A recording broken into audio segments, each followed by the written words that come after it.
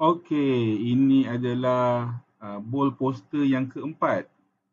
Okey, so bila masuk kat sini, kita klik mula. Okey, jadi dia akan buat tracker poster, ada banyak tulisan lah. So dia tanya kita nama produk, bla bla bla bla bla bla bla, semua masuk info semua benda ni. Okey, saya nak buat shortcut sikit lah. Tapi saya sarankan anda masuklah info produk, info yang dia minta ni. Baru lagi padu. Okey, saya cakap kat sini. Ni kalau siapa yang buat affiliate, ini shortcut lah. Okey, sama je lah info-info tu. Okey. Alright, saya akan hentam info dari poster tu. Headline, kurang daripada 7 perkataan. Kipas mini power sejuk maksimum. Feature benefit list, separan digital, suhu dan kelajuan. Bateri tahan lama, charge sekali, tahan berjam. Tracker bentuk mudah pegang, ringan dan bergaya. Kabel pengecas free disertakan penghantaran percuma dan waranti. Paint atau solution list, tak tahan panas bila travel, mini fan 120 sejukkan bila-bila masa. Kipas besar susah nak bawa, saiz kompak, muat poket dan beg tangan. Sekarang masuk step 3, dia bagi tahu macam mana visual nanti. Okey, info-info semua benda ni kita boleh minta je dia ubah. Kalau kita nak ubah, kita boleh minta dia ubah. Kita copy je mana yang kita nak ubah tu. Okey, ni yang asal, cakap kat dia tukar yang ini, tukar yang ini, tukar yang ini. Okey, macam tu lah. Okey, ni dari segi konsep visual. So ni dia bagi gambaran macam mana bentuk visual. Dia tak terus buat je, dia tak terus buat.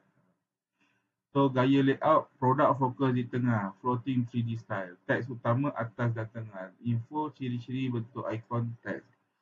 Tema warna dominan biru sejuk putih. Aksen merah untuk highlight free dan promosi. Elemen label free dan ikon penghantaran. Shield, ikon untuk waranti. Okay. Saya rasa tak ada apa-apa saya nak ubah, so saya klik OK je.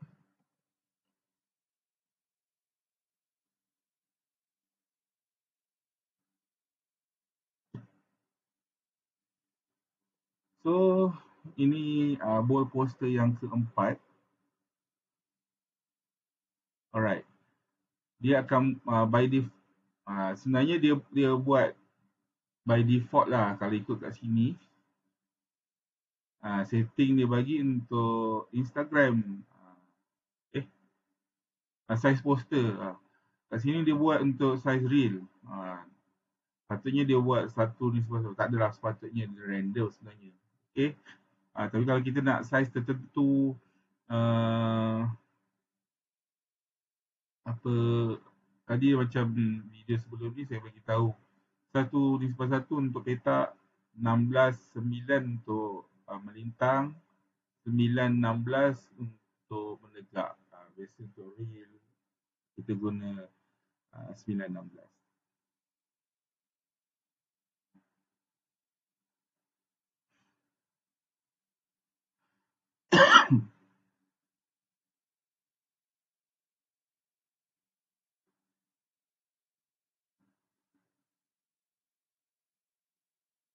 Okay, so ini poster kita tadi. Daripada asal dia macam ini, jadi lebih kurang macam ni. Bateri tahan lama, charge kita, kabel untuk bentuk mudah pegang, kabel pengecas sistem penghantaran percuma, tak tahan travel. Okey, kalau ada benda macam ni, dia tulisan dia dapat rapat ke apa semua, kita boleh edit dan kita boleh minta dia tukar. Okay.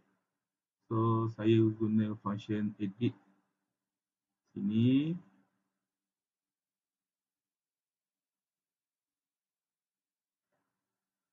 Saya suruh dia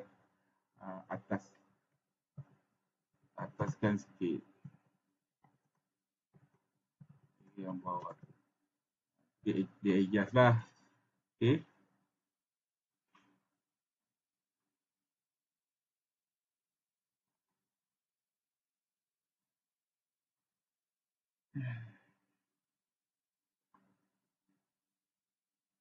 Okay, itu pasal edit semua tu saya rasa anda boleh explore nanti lah. Tapi kepoweran bold poster 4 ni macam ni lah. Dia akan tunjuk dalam bentuk macam ni. Okay.